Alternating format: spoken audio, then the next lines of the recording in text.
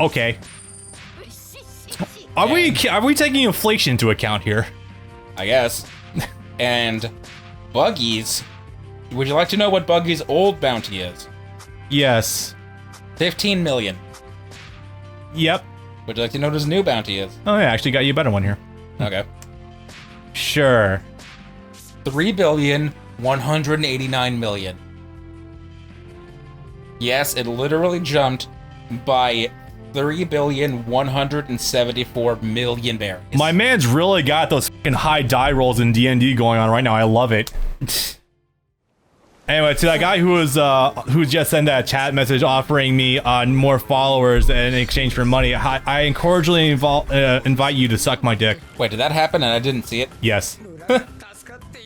Literally last message in chat. You can see it if you look over at the playback on OBS.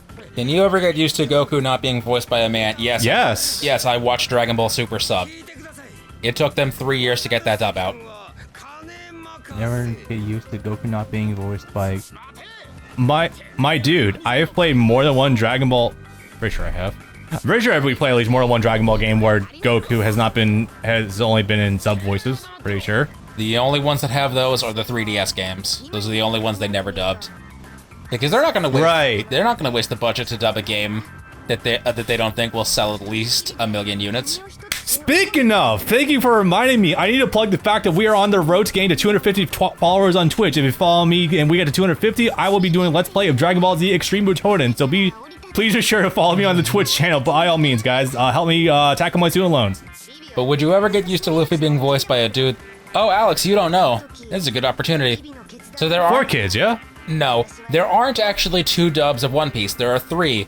The very first one started in 2000 in Singapore by a company called Odex. Oh my god. That Singapore dub, Luffy was played by a male. Huh. He was the guy that owned the studio.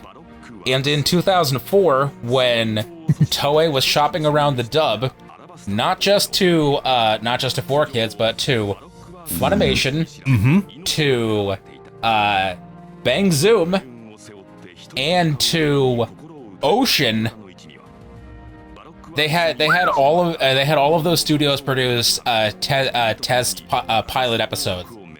That episode was actually from Shellstown, which is the place where Axan Morgan is at. You can find clips of them lying around. The Funimation test dub in 2004 had Eric Vale playing Luffy. Oh my god, that one! Oh shit, now I remember that now. You can find a sample of that specifically, but if you want to know what character he used as a reference, he was using Desert Punk as a reference. Holy shit. Do you know what's even better? I do know what Desert Punk is, yes. That's also one of Funimation's earlier advertised anime and their DVD singles for Dragon Ball Z. No. Do you know what's even better, though? Shoot. The Ocean dub. Do you know who their Ocean dub Luffy was going to be? I desire... There's no fucking way with Scott. No. Okay. Remember, still had to be a teenager. Brian? No. I've mentioned his name a lot, so you might know the name, but you might not know the name offhand. Is it Kirby? No. Okay, shoot. Andrew Francis. Wait, no, I do know that name. Fuck, where have I heard that name before? No. That would be very funny though. Shit, got me, man. Shoot. The name is Judo Ashita. Good to meet you. In the games? Yes. Oh my god, that actually... That's a little too deep for my liking, but that would be fucking great. Also, what else did he do? He was Mega Man EXE from Battle Network, the anime. Wait, isn't this also the first voice for Goku? No. Okay, no. Because I remember, I don't know which Mega Man it was, but the first voice actor for Goku was also, like, I'm pretty sure one of the Mega Mans. NT Warrior? No, that was the EXE thing. Yeah.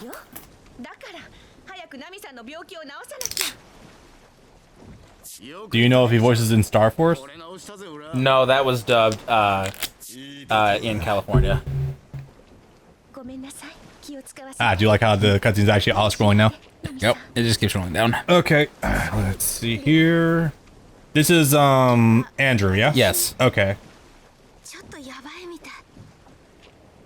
Regalia Lost? I haven't heard that name in a while. Xander. Lasse. That's pretty funny. Yep. Anyone else of note?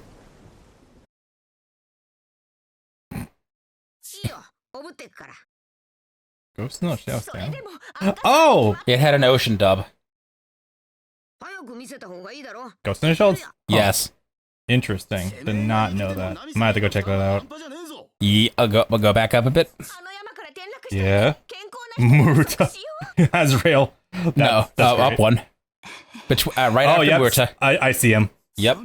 I do remember that, yes. Yeah, he was really good at that, actually. Not much else I'm immediately recognizing. Escaflowne, that is a show and movie series I've been meaning to watch for a very long time. Yeah. Dende.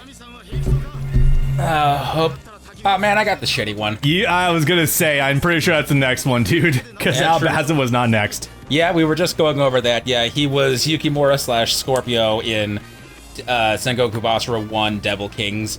And he was also Sakamoto in Gintama, the funniest character in that show. Yeah, Andrew Francis is great. He doesn't have a huge body of anime work specifically, but what he does is great. I love his judo. It's one of my favorite ocean voices. Would pay a lot of money to get an actual full dub of Double Z, not gonna lie. That's free. That's free money on the table, Bandai. I'm just saying. One of the other things that brings most consoles to their knees is fire.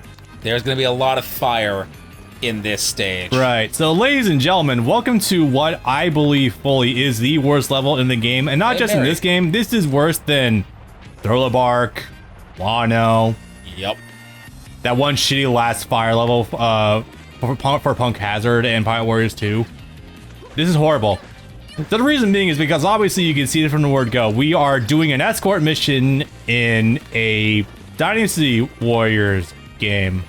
You might also notice I can't dash, so we're stuck at this speed. We are for this kid who, okay, he doesn't have a gear second yet, but this kid who has pulled off some ridiculous things at this point in the show is not able to run faster than, well, a basic jog with Nami on his back.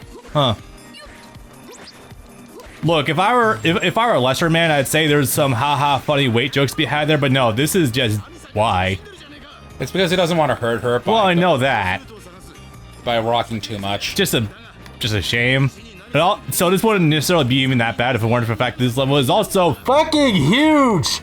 We are going to be here for 45 minutes. We actually will be. So, chat, how are you doing today? First, you might have to split this one into 2 parts. No, this is gonna be. I'm gonna try to have one level per one video. All right. But just so everyone knows that what we're in for. Oh, hi, Nigel. Right, because the PS3. Oh my god. The PS3 will not tell you about the PS5, but the PS3 will still tell you about the PS4. If anyone is logged into their PS4 right now, it'll tell us. Yeah. God. Okay. All right. So. All right, let me talk about this. Okay, so unfortunately too, because this is what are my opinions of Drum Kingdom? Is it wrong to say I don't actually remember anything about Drum Kingdom really in the long run? There are only 2 major details you're actually supposed to remember. Yeah, most of the things are just with Dr. Kuriha and the backstory stuff with Chopper, and that's about it. Like, not even. The only 2 things that actually matter long term is this is the first time the term reverie is ever mentioned. Oh my god, that's early. You have a flash. Vivi has a flashback where she meets Wapple when she's like 8 or something at one of the previous reveries. Holy shit, that's wild. Okay. Yeah, because she already knows who Wapple is. The other is. Boy, wouldn't that be funny if I could just launch Nami over that couch. The other thing that you're supposed to remember is this is also the debut in name of Blackbeard. Oh yeah, right, because we briefly actually see a silhouetted in a black cloak, which actually is a pretty good design, not gonna lie. We hold that frame rate. You know, it gets worse actually. The reason why there are no doctors on Drum Kingdom at the time that they arrive is specifically because Blackbeard ransacked Drum Island like a week or two before they got there. Yeah. And so because of that, Wapple ran away from the island with all the doctors in tow, so that way he would survive, and no one else, I guess. Literally, a central driving point of why everything is going south in Drum Kingdom is because Blackbeard showed up and Wapple bitched out. It's hilarious. Yep. A whole new area. Expect that to happen more than once. The entire top of that screen is going to be full by the end of it. Well, hey, look at it like this. At least you're not doing this on a weird Insomniac fueled binge. So that's good. We are fairly awake for this. Yeah. Kobe is high-key the coolest character if you keep up with. Oh my god, yes. Especially seeing him last night in Film Red. Yes. He was the second in command for that movie. Yeah, he was on captain level, which is nothing to scoff at, really. That is literally his rank at this time. Yeah. Actually, no, he's supposed to be a vice. He should be vice admiral. Kurt, help me out here. At this point in time, Film Red taking place after Wano, is he supposed to be a vice admiral or a rear admiral? Those are two different ranks. I feel like he should be rear admiral by this point. He's just a captain. Okay. I could swear he got promoted already. I feel like if he was already at the level of Smoker, we'd probably be a little bit too far in the story for where we're supposed to be at. God damn it. Because no, he specifically gets promoted. I swear I remember that happening for sure. He's like, he gets promoted another time. That was a mistranslate. Ah, damn it. Oof. Yeah, that's unfortunate. You see, I'd be jumping a few ranks because it means he would also be the same rank as Smoker, and Smoker was a captain when he was first introduced, and he had to get promoted 3 times before. Oh, damn it. Fucking game. Just missed it. Yeah, but I was also gonna say, I feel like if he was also a vice admiral already, he would probably be in a contention of becoming an actual admiral if one of the others lost the rank, which I don't see happening anytime soon, unless new Jungle Bro was just not anything to go off of. I don't know. That's the running theory, is that by the end of it, Kobe is going to be Luffy's Garp. Yeah, I can see that honestly happening. People thought it was going to be Smoker at first until Smoker became the biggest jobber in the entire series. Which is fucking unfortunate, considering how he started off actually as a pretty cool character. And stronger than Luffy by a lot, actually. Oh yeah, considering he's also the very first Logia user we see also. Yep. God, these QTEs. Is there a fire thing in here? Yes. Okay. Yeah, you've got the 5-minute time limit with Nami. Where she will go into hypothermia if you don't pick her up and bring her over to the sources of fire. But she was supposed to be having a fever. She's sick with something. But yeah, I guess this is better than her actually just burning up. Well, you can still get hypothermia if you have a fever. Oh, this is my favorite detail. But if Eustace Kid didn't help beat Big Mom, I'd call him the biggest jobber. I don't think he has any major wins under his belt, though. Because that was entirely on Law, though, using Gamma Knife and Ursa Shock. I will say he did help out quite a bit with helping Luffy and Law escape from Sabaody, but that's so long ago that I don't think it matters for much, really. That doesn't count for shit. Really doesn't. Also, shout out to the fact that the supernovas are just literally amounted to really nothing in the long run either. Outside of exactly Law, Kid, and Luffy. Did I skip a step? No, I don't think so. Please, God, do not tell me I skipped a step. Yeah, as you can see, folks, we're going to be having a little bit of navigational issues with this level for a bit because it just be like that. I think that's it. I'm on the wrong side of... Fuck me. Wait. You should still have time. Okay, no, I got to the right side. I was gonna say, that was about to put me... Oh, Ursa Shock is a Kuma move.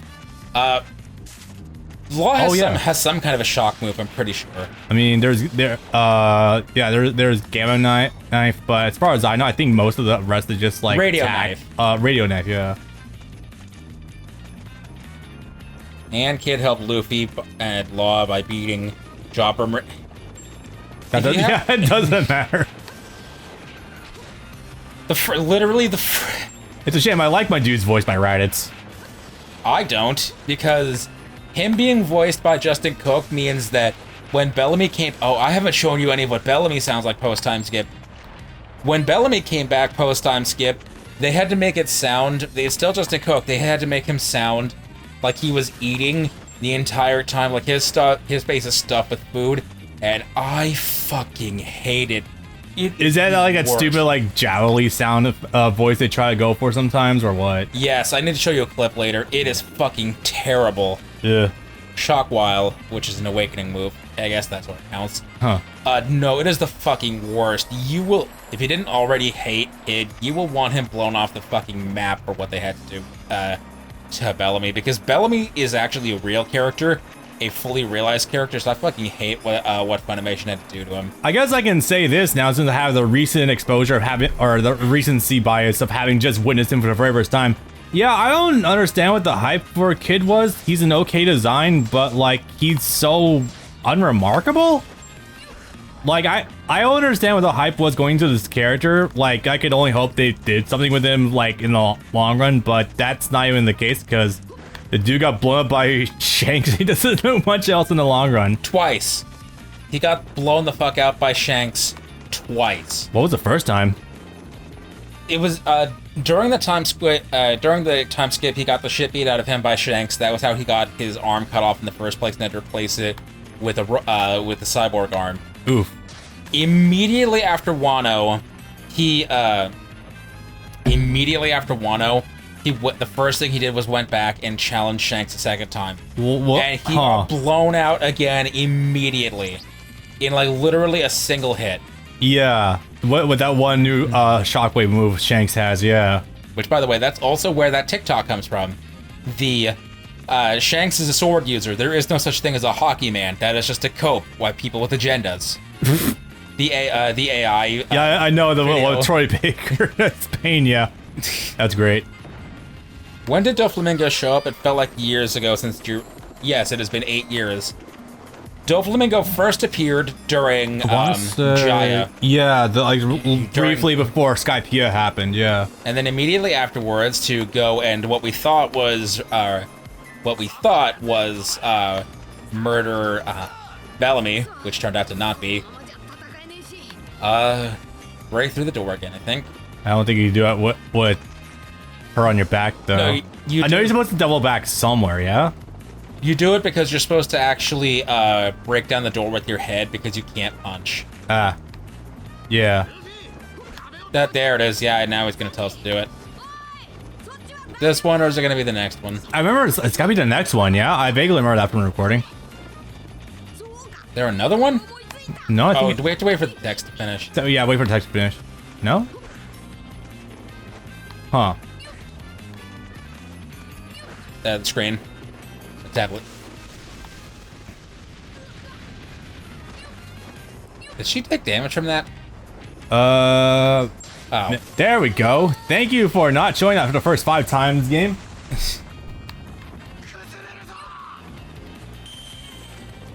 Yeah. Yeah, it's funny how I can tell you it's probably supposed to be like written up as like One Piece's versions of Grimjow or some shit, but that just didn't go literally anywhere. He's designed basically after Grimjow. And it's funnier because in Japanese he's voiced by Ulquiorra. Yeah. What did he say about Justin Cook? There's a good play as both Kid and Bellamy. They sound pretty much to me. He sounds like that when you first meet him on Jaya. Look for a Dressrosa clip of Bellamy. You will want to vomit. I don't doubt it at all. Not the first avalanche. Still not there. But you guys can see exactly why this level is kind of a pain in the ass, because you have it's a lot of just redundant animations of just picking up and putting down Nami over and over and again. That is not the last cave structure we will be exploring in the stage. Yeah. I think ambitious is definitely a way to describe this level. They really should have just made it so they were playing as Sanji being their bodyguard doing the escort mission the entire time. Oh yeah, let's play as Sanji the entire time. Goddamn. Although we do play as him later on, I'm pretty sure. Is it on par with Super Boo and Kai? I mean, that's kind of funny though. Super Boo Kai, as we experienced the other day, is also kind of weird. But no, this is a lot worse. In the words of a comment I saw once about a kid, goes, "Wahaha! If only if I lose, then gets one shot. What is this nonsense?" Yeah. I still think you could have actually done cool things with Kid, but yeah, I think at this point the show is running with too many side characters to really easily invest anything into that. Look at that frame. Where do you want me to drop her? There's no chair up there.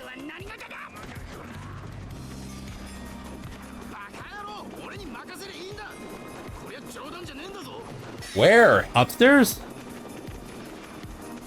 Oh wait, is it that? No, it's not that X up there, I don't think. I don't think so. That's where it wants us to go.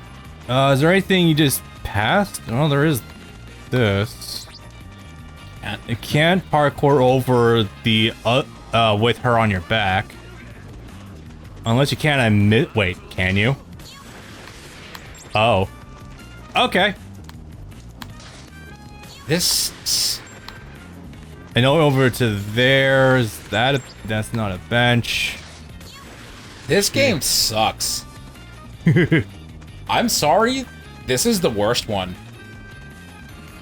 Definitely this level, that's for sure. Like I know we rag on 2 a lot, but that's for its story, its gameplay, for as much as you can do running on the PS3 is actually pretty good. This game sucks. This is like a 5 at best. Oh my god, Dressrosa Bellamy is literally just Super Boo. Holy shit, that's a thought. Yeah, no, you'll find out later. Yeah, no, if you checked it, you know exactly what it's like.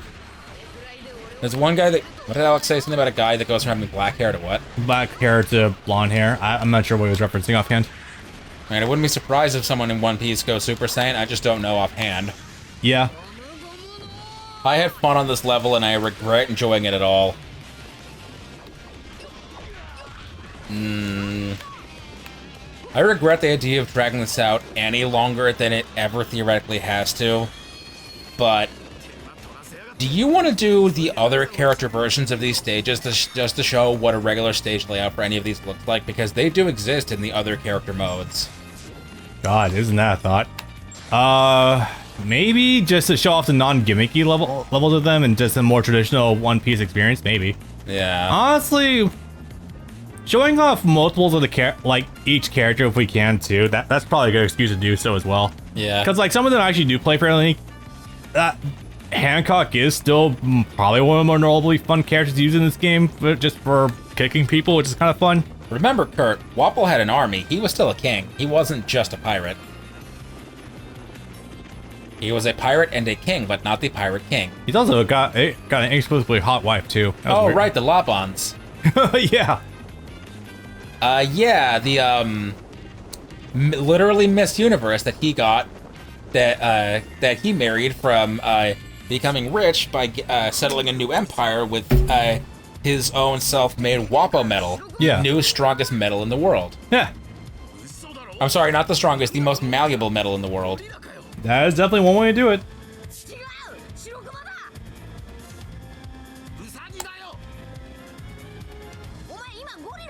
So I just got a text messages for someone named Kate. I did not believe my name is Kate last time I checked. Oh yeah, just like how I keep getting messages that I think are from Arizona about how I should join the youth basketball league for 8th graders. Yeah. Anyway, I do find it very funny how these... The General Frankie is made of Wapol metal. Yes, thank you. Oh wow, that's something. Yeah, those are the little details I love when they circle back around. Dude, this is why I told you, like, doing this game over Twitch is gonna be hilarious, because I know that my chatter's gonna have things to talk about that we don't even know about immediately. Alright, so boy, Sanji. He is fun, but the issue with him is that he is so... Okay, obviously he's... All of his moves in this game do the exact same thing. The end result is you fly and the enemy stays still. He's much more so to be a crowd clear character than Zoro is supposed to be, because like everything he does pretty much lifts him off the ground, which is kind of neat and on its face. But the issue with this is that he's also extremely unwieldy if you try if you try to kill like a boss or something. Also, it takes him a while to land back on the ground. Although I think you can dash kills in the air sometimes, and you'll immediately end up back on the ground. I don't know, it's weird. But yeah, he's very No, you can't dash out of his moves. Yeah, his hitboxes are way too high in the air. I feel like they don't reliably hit bosses. If a boss isn't moving much, you're gonna clip them only. So he's fun, but not very stable. God, a 60 FPS. They would not make Sanji a playable character until they made an entire gameplay type devoted to him in Pirate Warriors 4. He's definitely much better to use in Pirate Warriors 3 than this because of like the much more flexible dash cancels and literally being able to dash cancel out of the air. But Pirate Warriors 4, where you can actually jump, so much better. Holy shit. Always in the background guy, button-down shirt. Do you mean Panda Man? Do you mean the actual Panda Man meme? Anyway, so I was gonna say first, I'm pretty sure there's more than one avalanche that happens in this arc. Yes. Yeah, so that was the first one. And yeah, there's a whole separate segment up level to go. I'm really glad we don't have the original recording because this is a section that tripped me up especially. I was on this for like, I think actually like 5 or 10 minutes. Yeah, okay, yeah, I think what happened was you kept getting turned around by not knowing exactly what you're supposed to grab, which to be fair, yeah, how could you? Yeah, putting her down, trying to find the barrels. The barrel throwing especially is what does this section in for sure. Making sure if there's anything or not they need to do on the ground floor. Yeah, there it is. There's a pile of barrel which we need to definitely utilize. Just straight up Donkey Kong level now, and that would make it way more fun, but unfortunately it's not.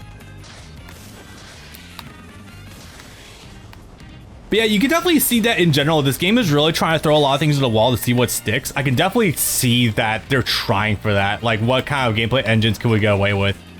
And I respect that, but I feel like if you're making a Dynasty Warriors game, you should probably make a Dynasty Warriors game. Ooh, nice. Let me down. You also can't jump down, which is hysterical. Because there will be later platforming levels where you can jump off the edge.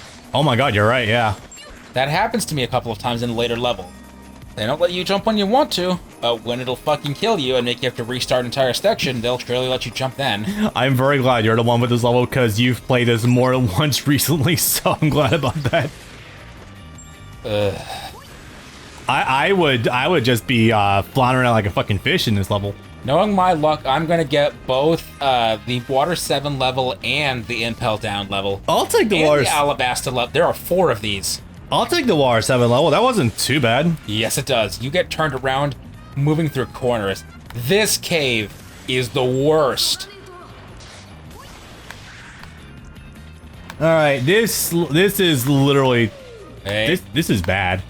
Alright, so here's Your camera tries to lock on to points you can grab. There is a big issue with this level, this actually especially, it's that you have a lot of one-way routes, and you have to find barrel piles you can interact with in order to progress. The camera tries to lock on a certain area, so it will skip potential lock-on targets. It will skip them outright. Yep. I don't necessarily want our commentary to become this level bad, but, like, this level is pretty fucking bad. Do you blow up the debris? No. No. I feel like there's something you need to grab from here, though, yeah? Or throw it towards? Yes, I need to throw it towards something. Problem, I'm in the wrong place. I need to find another angle. So that spot exists only for you to find out that the dynamite is there, but not to actually throw it from that area. Yeah. Also, do you want to just tab up on the D-pad really fast? Hang on. It'll just change the zoom for the, oops. It'll just change the zoom for the minimap. I want to make a point. Sec.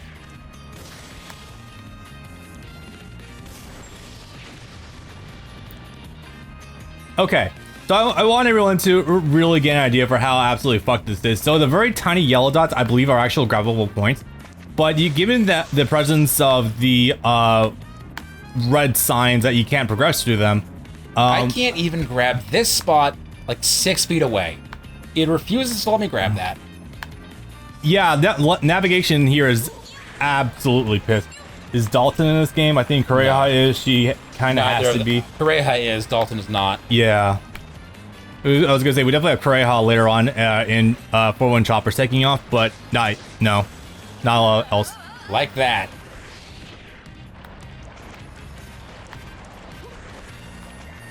Friendly reminder also that if I went for the save points, I'm pretty sure if Nami were to actually die here, we would have to redo the entire level all over again.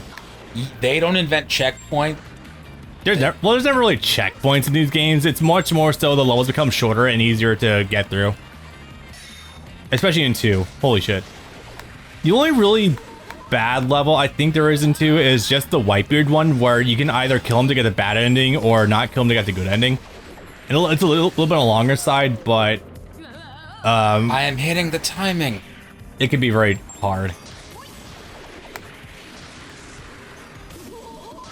Yeah, I was gonna say, mine would just hit it early. This spot, which exists just for a treasure, and it doesn't even look like a gold coin. That looks like a bronze coin. I thought that was a bronze coin. Wait. I think you can rub it and grab it, yeah? I thought I could do it from a little further away. Fuck me, I guess. At this point, I have half a mind to throw these barrels from Doom at Nami herself. I am not disagreeing there. There we go. Alright, well, that's half the issue, I guess. Also, unfortunately, Nami has a minute 30 left. Yeah, I have to go grab her first. You would think for an area like this especially, that you easily will get turned around in for 5 minutes if you're not familiar with this and have done this as many times as I have. You would want to put her in one of the chairs that has the fire next to it.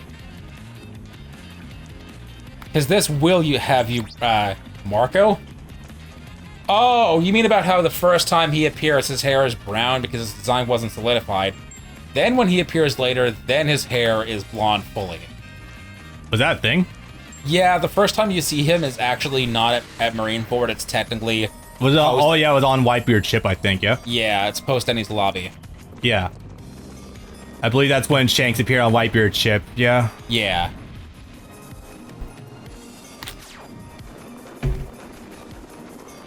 Now we are actually close to the end. I'm gonna love seeing the timer on this stage. Yeah, no kidding.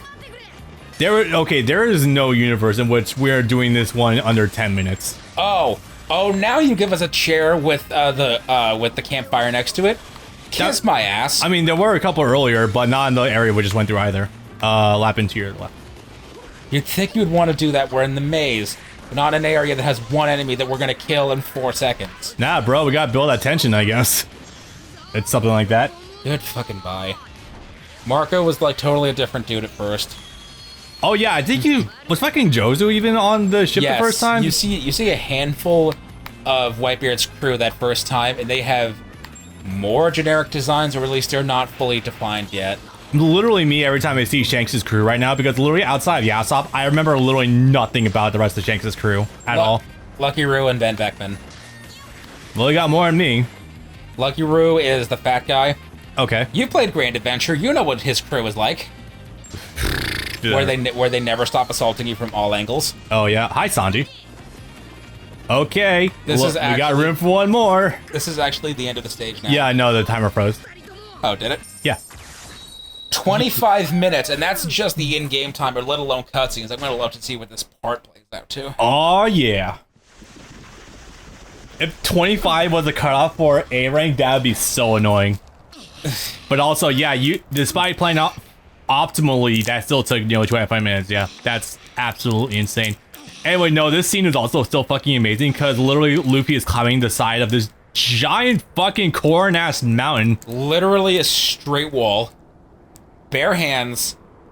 And his fingernails are literally like all borderline disintegrating. Like there's blood all over his hands trying to do this. Yeah. Nami hanging on for dear life on his back, Sanji in his mouth. Yep. Let it never be said Luffy doesn't go the extra miles for his crew. Oh, it's very funny seeing that I am so deep. Oh, Jesus Christ. Yeah, yep. the fur. It took a couple games to figure out how to render Chopper's fur accurately, and this is not it. This ain't it, Chief.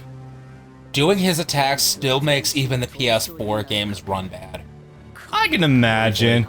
Alex, this is literally our werehog. Also, why would you not do this? Do not throw hot water on someone if they're suffering from hypothermia. No.